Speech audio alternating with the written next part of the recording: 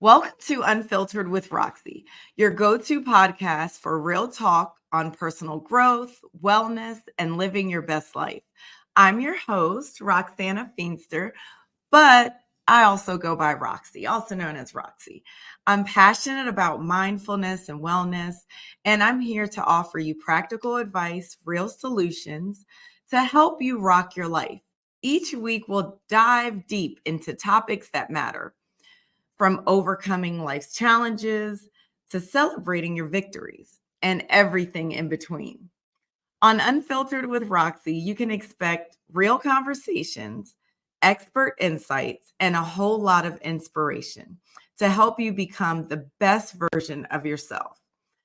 So, whether you're looking to make a big change or just need a little extra motivation to keep going, you're in the right place. Join me every week for a new episode, and let's embark on this journey of self discovery and empowerment together. Remember, life isn't always perfect, but it can be perfectly amazing, perfectly imperfect, right? Thank you for tuning in, and let's get started with today's episode. For today's episode, we'll be talking about self worth. Yes, we're diving in deep with these episodes.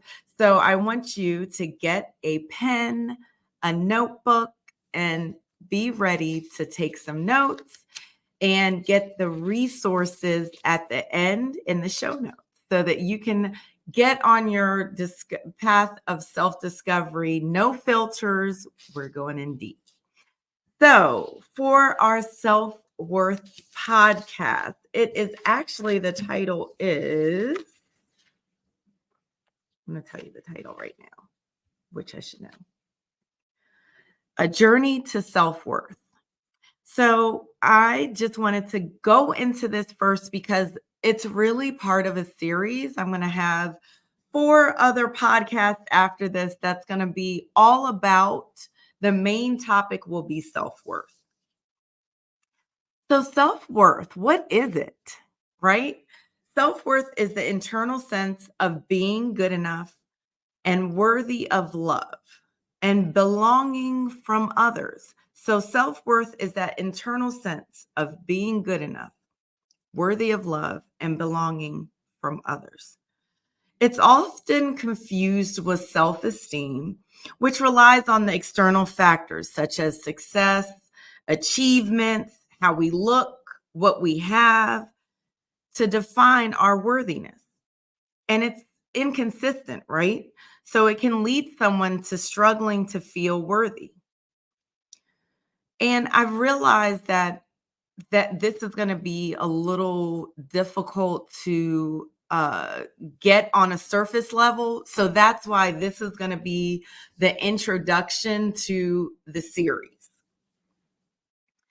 So that definition, self-worth is the internal sense of being good enough and worthy of love and belonging from others, is from the University of North Carolina, Wilmington. And I'll leave that link in the show notes. It's important to have a solid understanding of our strengths, our weaknesses, our areas for growth, so that when we're going through life's challenges, when we're going through trying to, disappointments, challenges of getting to that next level, that we have that basic understanding that no matter what the outside is, that we are still the same. We are still worthy of the promotion. We are still worthy of a good relationship. So that's why we have to make sure that we're working on our self-worth, because the external things will weather us. They will affect us. So we have to make sure that we are making ourselves resilient and that our foundation is good. So, how would you describe your self-worth right now? I'm going to give you a couple of minutes so you can, not minutes, but a couple of seconds to think about that. How do you feel about yourself right now? What words would you describe yourself? This is often a hard exercise for people, and especially, and myself included, right? I remember years ago I had started a new job, And one of the questions they asked me was, what are you good at? Ha- give me some words to describe yourself. And I remember just being like, I don't know. So that's very important. One of the ways that I would describe myself constantly is unorganized, not really smart, um, unhealthy. And I was actually the opposite of all those things, right? I was somebody who I have 4 kids, I have a husband. So I was always having to juggle a lot of things and proficiently for years, but I just thought I never could do things right. I never could hold things together. And even at work, I would say, well, I'm okay at doing stuff, but I was solving problems and proficiently for years, not just by accident, right? Showing up every day, showing up and being positive. But for whatever reason, I just thought I was just this negative, terrible person. And when bad things happened, I just thought that's the way it's supposed to be. I deserved it. I did not prepare enough. I did not plan enough. But really, disappointments and challenges are all part of life. There's a saying that, things happen to the righteous and the unrighteous. That's actually a Bible scripture. But it's going to rain. When it rains on everyone, not just the good people or the bad people. So we need to get out of that belief, right? So when you describe yourself, how do you describe yourself? What values do you place on yourself or aspects about yourself, right? So if you're somebody who has a high paying job, is that your base core? Is that what makes you important? Is that what makes you good? Is that what makes you something? So I'm gonna just leave that right there. So a lot of times, when we're going through different jobs, when we're going through different programs in school, we think because we did not, it did not work out with a job, or we failed a class, we failed a program, that, oh, well, I'm just not good. I didn't get chosen for the job, so I'm not worthy. And that is not true. So we're going to work on those belief systems with this podcast in general, but in the future episodes as well. Were your descriptions general or generally positive? Were they balanced or were they negative? What was your descriptions of yourself? Was it positive? I'm just great. I'm fantastic. I'm the gift to the world, which is where we should come from, because that when we're born as babies, we are the gift of the world. We are just so happy. We're full of joy. We're full of light. And it's the external circumstances that pull us down. So I just want you to think about that. Are you generally positive, balanced, or negative? Oh, I just suck. I can't do anything right. Oh, I messed that up again. So is that the basis that you're coming from?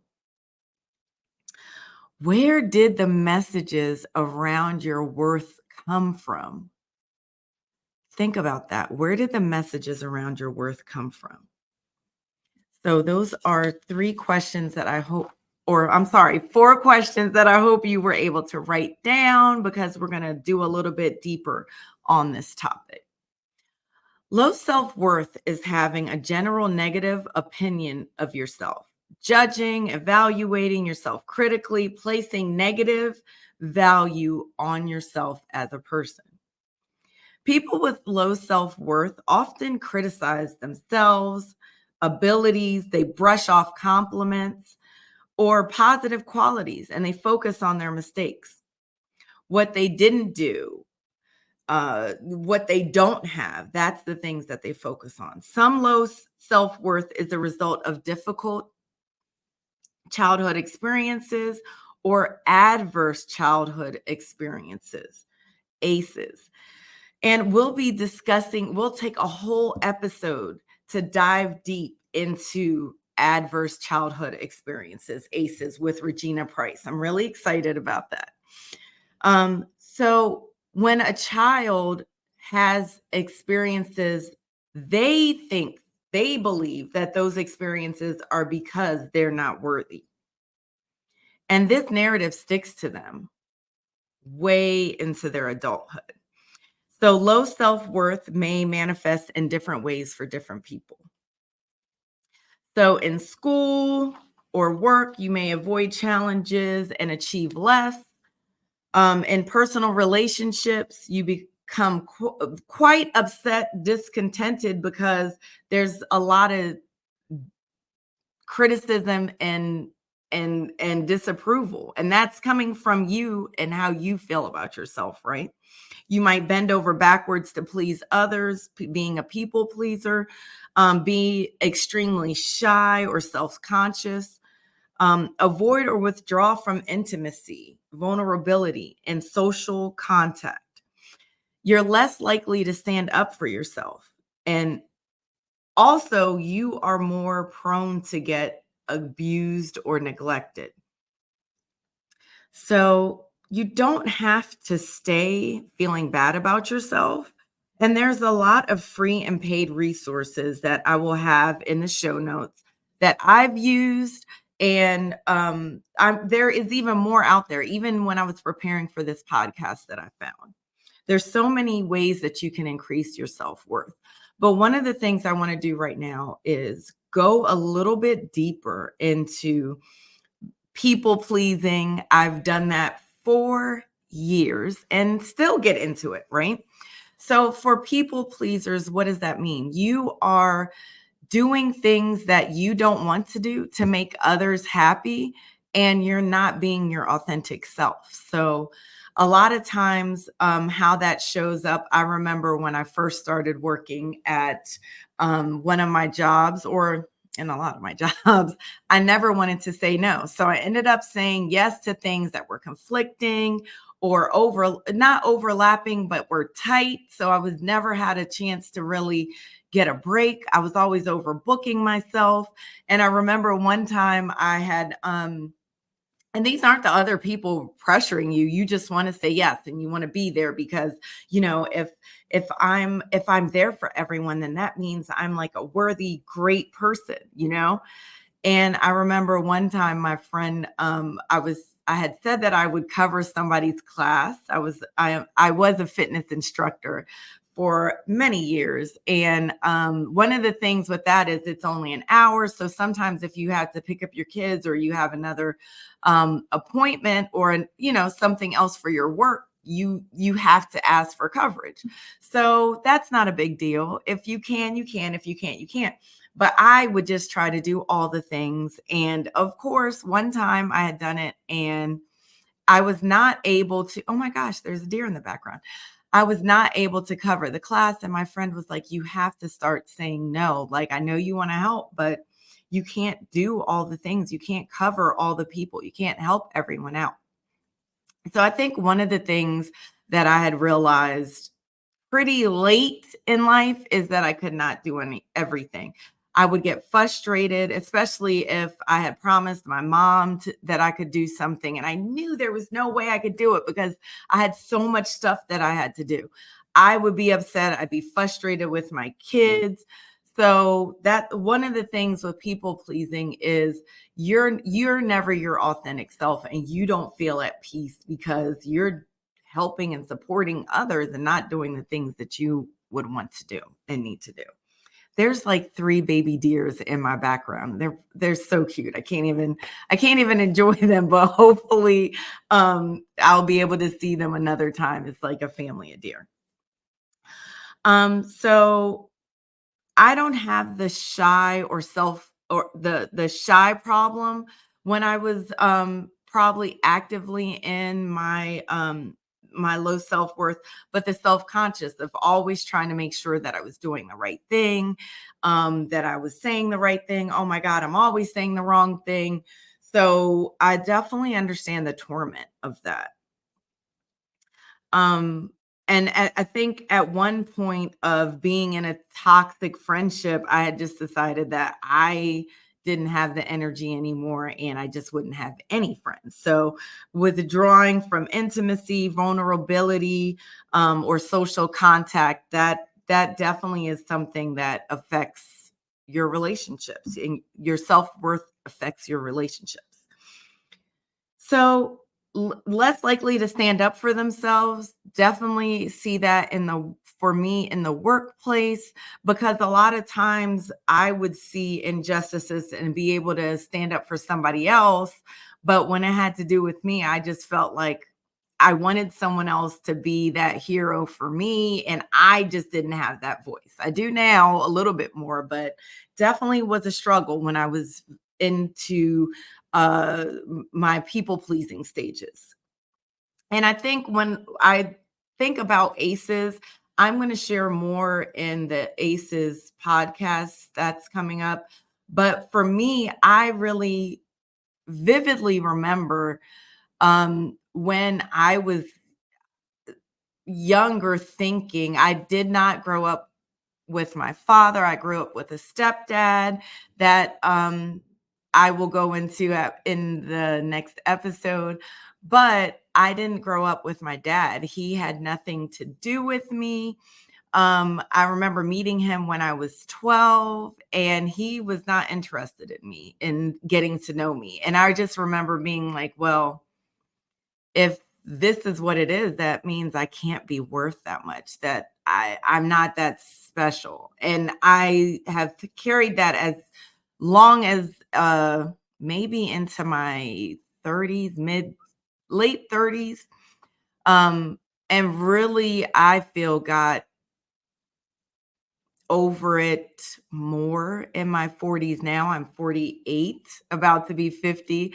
So I think now I have the growth and the insight to know that it wasn't me that was unworthy, that has something more to do with him and the work he has to do with himself. But growing up in my 20s and 30s, I picked a lot of crappy things because of that. And I feel that if we talk to kids when they're going through these experiences, because, and I'm not blaming anyone, everyone does the best that they can. And especially in my situation, I've forgiven my dad, I've forgiven my mom, because of even how I found out was interesting. But I think that now, looking back at it, if you can tell kids that yes, this situation is sad, but no, it has nothing to do with you. So it would have been more helpful. And I know that she probably had told me a few times, but it was like when I was older. So this situation with my dad happened when I was 12. And I don't remember us having a real conversation about him having the issue, not me, until I was maybe 30, because I remember being really upset. Like, how could someone have a kid and not ever think about them, look for them? And I really felt that rejection a lot of my life. And that rejection showed up in me not feeling worthy of anything. So that is a little bit emotional, but it's a real thing, and everyone's situation is different. So I'm not ever wanting to shame anyone on how they have kids, or if the kid's father is not in their lives. It's not about that. It's just about us being educated emotionally enough to know that we have to keep talking to our kids about it and have them have different support systems so that the ACEs don't affect their self-worth. Okay, so I'm not shaming anyone or anything like that. So with that, we will go into self-compassion for healing, right? Because really, when we are talking about what I view myself as, we have to make sure that, yes, we know our strengths. I know the things I'm good at. I feel that I am good at connecting with people. I feel that I'm a good encourager. I solve problems. I'm a problem solver. But what do I need help with? It could be regulating my emotions sometimes, being more organized, right? My time management. But before, I remember being just so down on myself about it. But what is the game changer? The game changer is really self compassion. How am I talking to myself? How am I viewing myself? When I hear a friend struggling with something, I don't tell them, "Oh yeah, you sucked at that. You, you know, you're terrible. I've seen you several times do this, this, and this." No, usually, unless we are helping that person to get better and we're their accountability partner, and that's still not with harshness. It's still from a place of love, right? But when we're looking at ourselves with compassion, it's, ooh, ouch, that hurt. I could have done better. I didn't want to present myself that way. This, I remember one time recently I had declared I was going to be patient. I'm going to do so great this week. I'm going to be a light in the world. I was doing my affirmations and someone had cut me off, guys. It was in the middle of the affirmation, actually. Somebody had cut me off and I got so mad. I was cussing and fussing. I'm not even going to lie to you guys, to the point where I had to tell the story when I got to work later on that day of how this jerk had cut me off, almost killed me. I ended up going to a light and looking them in the, well, they had tinted windows, but it was the whole thing. I was so angry and I didn't know why. And it was like, I was so disappointed in myself for responding that way.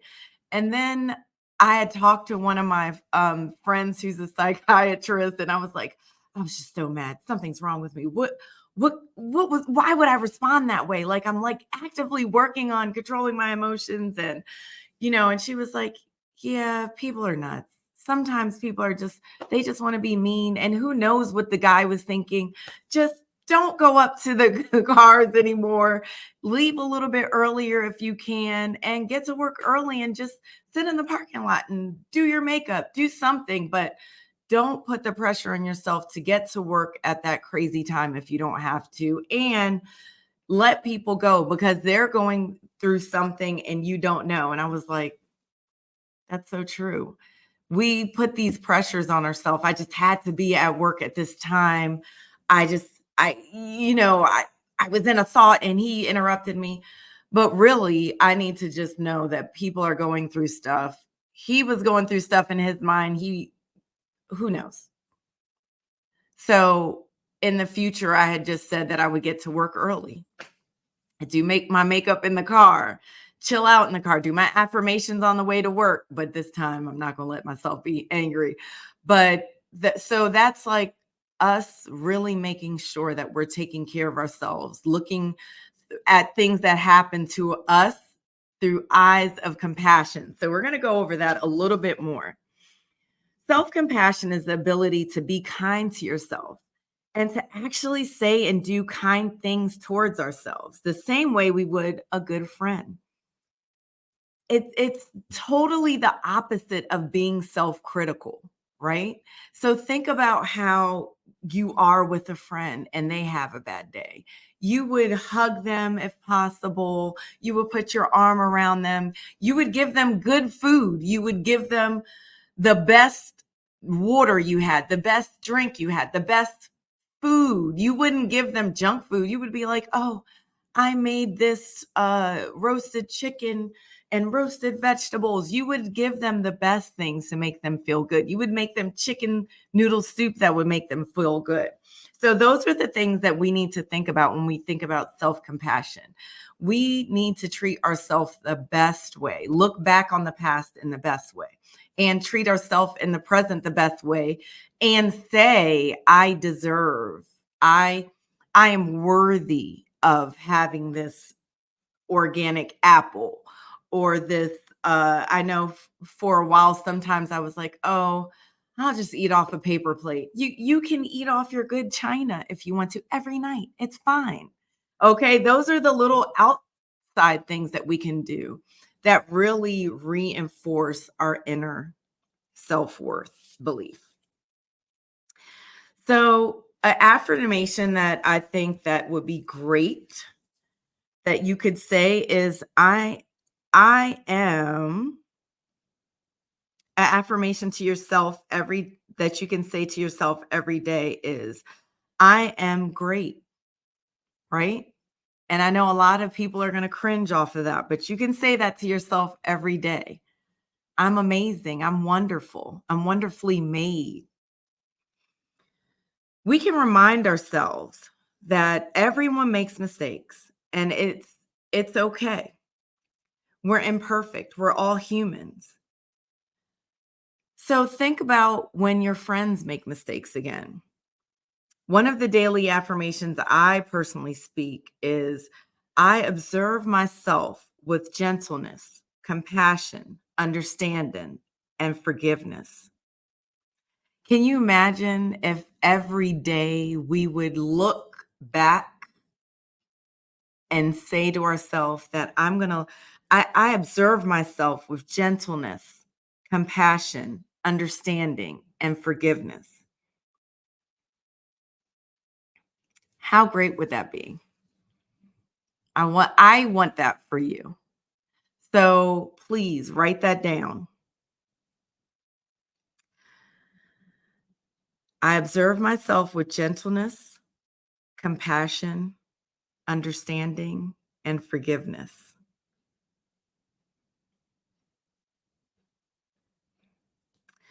So you have to start noticing that you are struggling. You're struggling with your joy. You're struggling with your peace.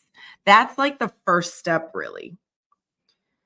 You have to know where you are in life. So the whole purpose of self-discovery is being self-aware. Are you in a job that you don't like? Something that you know you can do better. You know you can do better. You can feel it in your soul that this is not what you're supposed to be doing. Are you in a relationship with someone that you know is they're killing your soul? They don't want the best for you. Every time you try to do something, they are saying something negative, but you're just like, "Oh, I can't find anyone better." Who else? Not that you're saying that, but, "Oh, who else am I gonna find? I'm too old. I'm too this, and no one else is gonna want me." Is that a message that you're telling yourself? Is that a message? I know a lot of times we have to really have a meeting with ourselves, be quiet, and for those that are in the podcast, just listening to the audible portion of this, I was cringing because it's hard for us to sit in reflective mode, especially if you're someone who feels unworthy. It's hard to sit back. It's cringy to your soul. You're just like, I don't want to look back on the bad things. And so sometimes we look back and maybe it wasn't that bad. Maybe it wasn't the other person and it was us and we needed to work on ourselves. But what if it was, oh, I just, for some reason, I just believed that I needed to be there, but I didn't. And you wasted all that time. I just want you to sit in that for a second. What if it's not anything that you had to fix or improve and you wasted that time? I don't want you to feel bad about the time that's passed, but I want you to feel bad that now that you know better, that you are not moving forward. You're not moving out of that. That's the thing with us on a path of really self-discovery, of getting healed, of being well internally and externally. Because if you can fix some of those belief systems, right? That you believe you're not good enough to, oh, I I don't need to eat organic food. I don't need to eat the name brand. I don't need to eat this brand that I know that. How will you feel better? How will you how will you look better? Right? Those are the steps that we have to take. We got to notice that we're not happy. We have to notice that friendship that's really not helping us. I remember I was in a friendship and my husband literally had to say to me, "What is wrong with you? This person does not care about you. They just want you to be there for them, cheerlead them on while your life is falling apart." I don't want that for anyone. It's exhausting. And I cried over this friendship when it was over. I cried because of wasted time, hurt feelings, and the disappointment of not ever being good enough for this person, because that was the thing with her. I was never good enough because I wasn't Christian enough, I wasn't motherly enough, I wasn't um, skinny enough because we were, in the fitness field. And then when I had lost more than her, it was like an issue. So it's like it was just never enough, and it really broke me down. So thinking of my personal experience, are you in a place of struggle, upsetness that you know that you can do better of? I had left a job that I loved at first, but there was no opportunity for me to fly. I felt stagnant. I felt like my soul was dying actually in that job. And saw a lot of injustices and decided to leave. Thought I had got a better job. And y'all, it was probably more toxic than the other things that I was dealing with. So think about that. I felt like my soul was dying because there was no opportunity. Oh, and another thing was that I was not getting paid enough, which it was a nonprofit. It just is what it is. I am totally disgusted with nonprofits, but yeah, wasn't getting paid enough. Then just seeing like how the environment of the leadership was toxic, I wanted to get out. But the new job that I had left to that was paying me a good amount of money was even more toxic. Okay.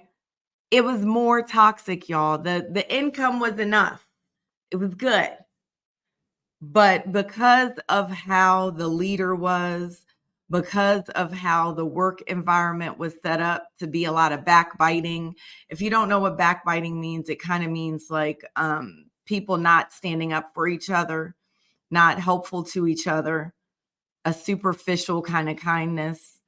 The leadership at one point, I had to get a biopsy done for my breast, was making fun that I had missed work and had said that she knew something was going on with me when I had quit because it was just too much for me. Just a nasty person.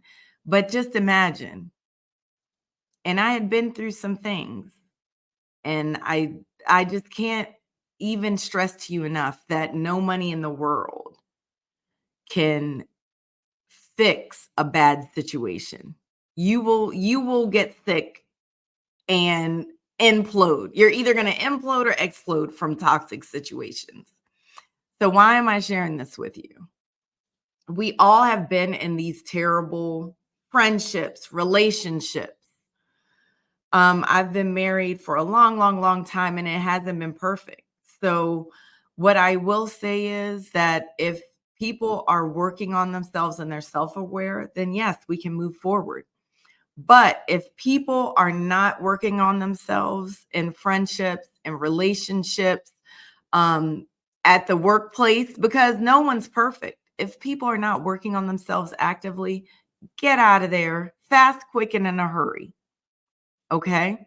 Because there's not enough vacations that will overcome that toxic situation. It's not enough clothes. It's not enough food. It's not enough alcohol. It's not enough drugs. Get out of the situation and fix the things that you know are not for you. Okay. So Hopefully that was helpful. Looking over my notes now. So, looking at your current state, what things are not bringing you joy and why?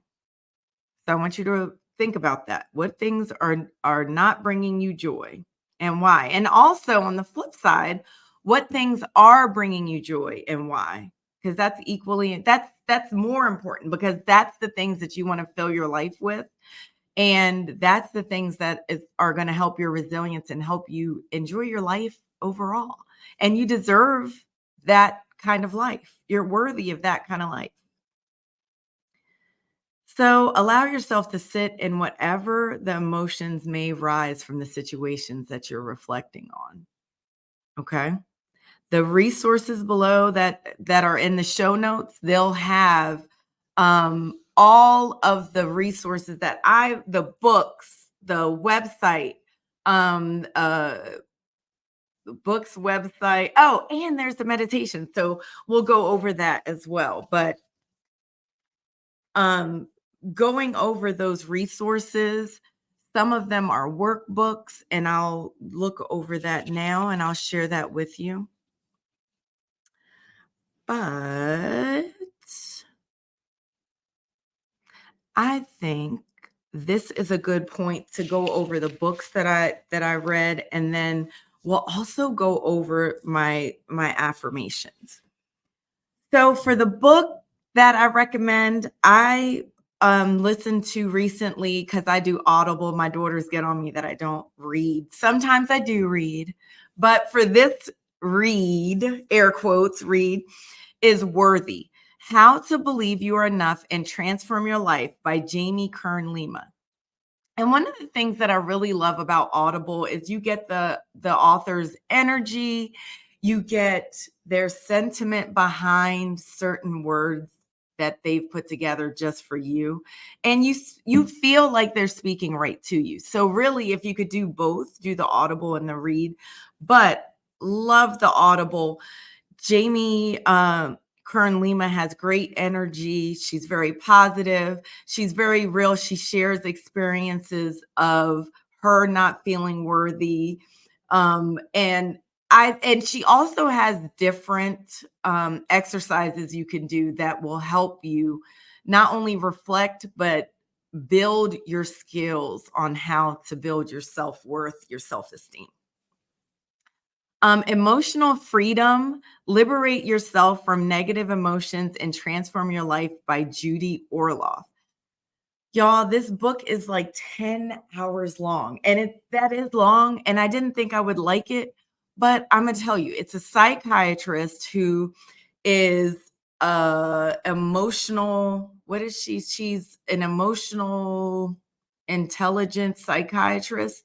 And I'm telling you, this lady dives deep into the journey of healing yourself, not only mentally, because yes, she's a psychiatrist. Yes, there is medicine portion, but doing the deep dive, she holds your hand through it. She has different exercises.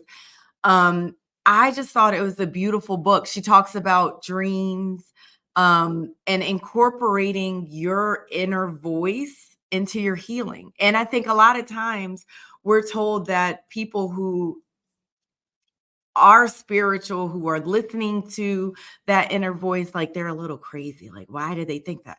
No, really, all of us have an inner voice for a reason. Our inner light is fueled by that, right? And once we squash that, we dim our light as well. And she does a great job of explaining that. I'm not even going to take I don't want to I want you to experience it for yourself, but I had a good experience with it, and I'm going to listen to it again. So I actually found that if you don't want to do Audible, because I bought Jamie Kern Lima's book on Audible, there is an app called the Libby app, and my sister-in-law told me about this. The Libby app is a library app that's totally free. Free is free.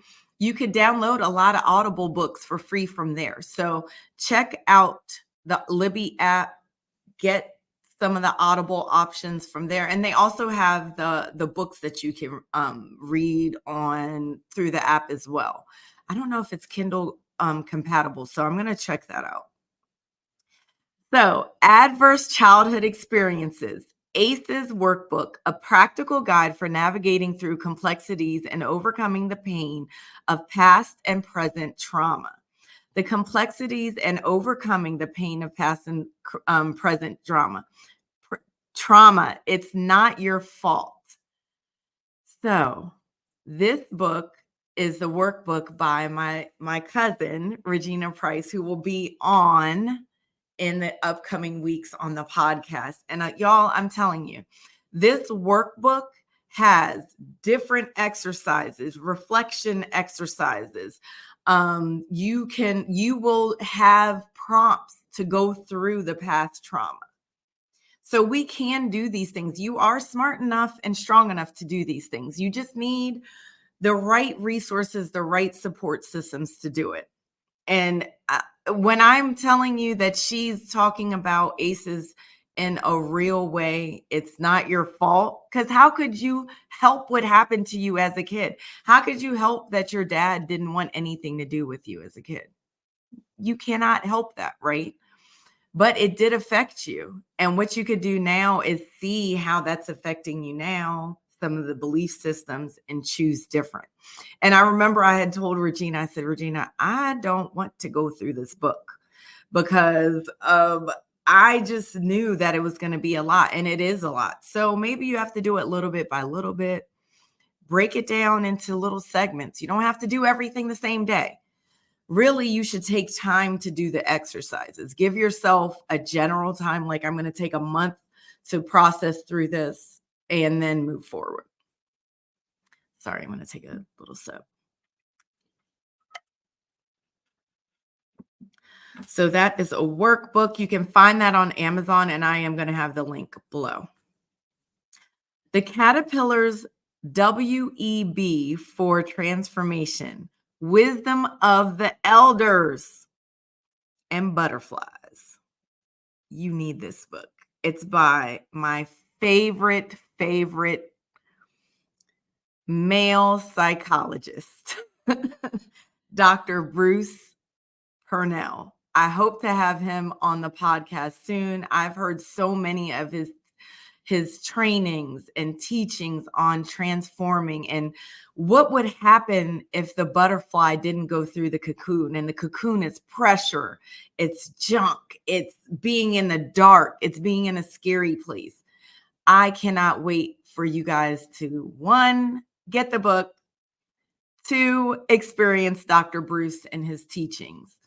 He's just so wonderful and dynamic because every person, every human is going through stuff, has junk, and we just have to know to support them to healing. And that's the basis of this book. And then the last, this is the oldie. So I don't know if any of you know of the author June Hunt. She has a lot of little mini books. So I've read this one. It's a mini book. It's maybe 30 pages. It's like maybe a little mini notebook. And this book has different scriptures. It has different real life examples of healing low self-worth. And it's called Self-Worth. Discover your God-given worth, and it's hope from the heart. And I will say this, yes, she's a Christian and the book has scripture in it, but anyone can read this book and really glean great healing gems. One of the things that I love about good information, it's not skewed one way or the other. It's just healing. There's no one's hitting you upside the head. None of those things with any of these. And I want to say that because that's the kind of content that's the kind of information that's really going to heal people, not things that are making people feel bad. So all of these books, great. If you like paper, The Self-Worth by June Hunt, small little book, but powerful for healing. She talks about, and this is probably why it resonated so much with me. She talks about issues with her dad, how he was harsh and cold and very judgmental. and how that affected her. And I think her mom had mental illness, so she was not really part of her growing up. So it's just a very good book, and I love books where people are really um, I didn't mean to say really so many times, but they're sharing their experiences. They're authentic. There's no filter. Um, because that's really the only way people are going to heal. We're not going to heal if we're just going through some kind of superficial, say this and this will happen, or pay this and that'll happen. You're not going to get healed that way. Really, you're going to have to dig out and root out those bad, ugly things, and making sure that they're out forever and they're not going to bubble up at a time that you didn't even expect it to bubble up. So what I mean by that is you're either going to implode, have heart disease, diabetes, have a stroke, have migraine, or explode, have anger, drinking, all, well, that's kind of internal as well, but having anger, reckless driving, some of the things that are outside of us. We're going to abuse others because we're not healed. So, and then meditations and songs. When the pandemic was, we were mid-pandemic, so like 2021 or 2020, I remember a therapist recommending, she started out a training with Songversation Worthy Meditation by India Ari. And this meditation is about 15 minutes.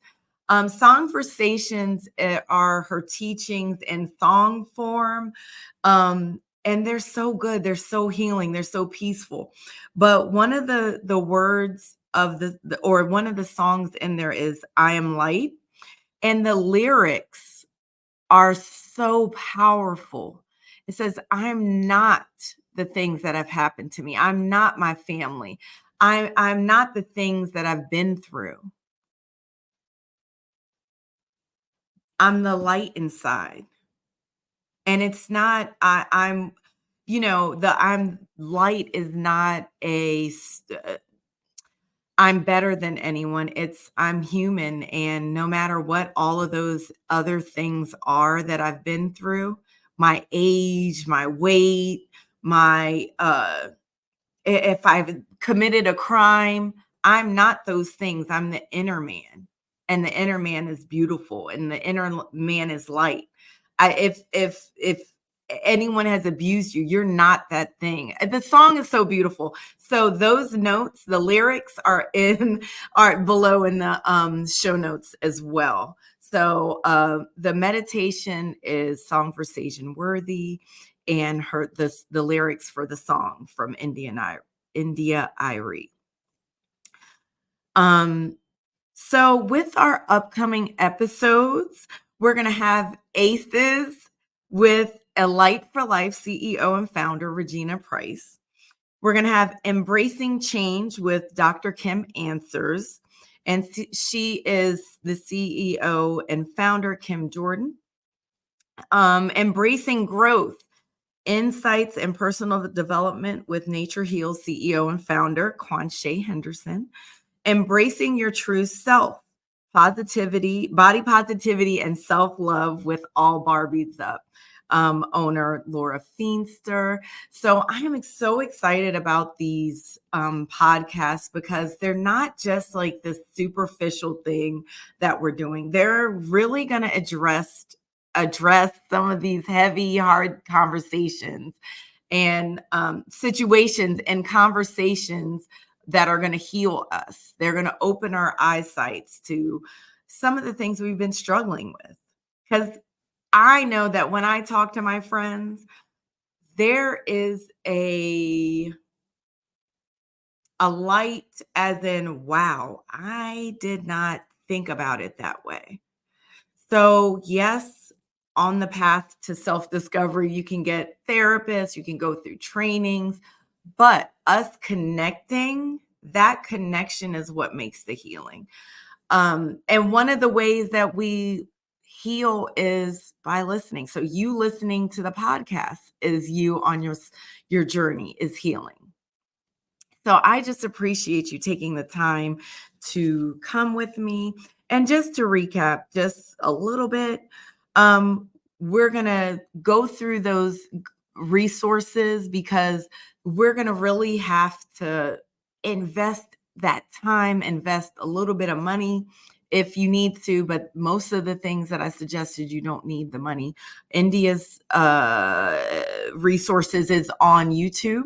So some of the things we're going to have to invest money, like a therapist, you may have to invest, but sometimes you can get, your insurance will pay for it.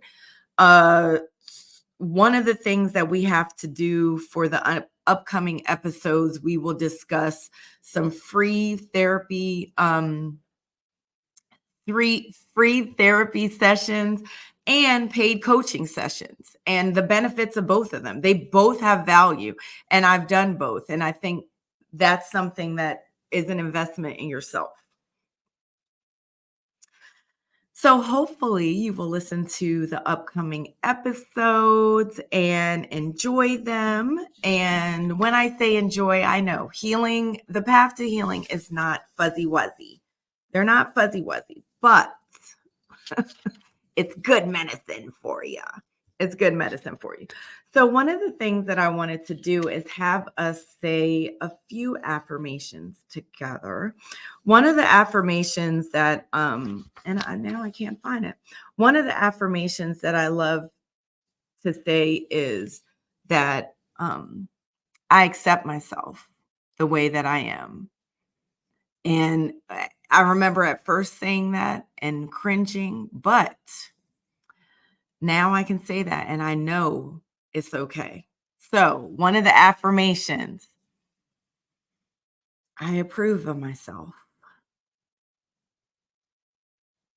I accept myself as I am. I look at myself with the eyes of compassion, love, healing.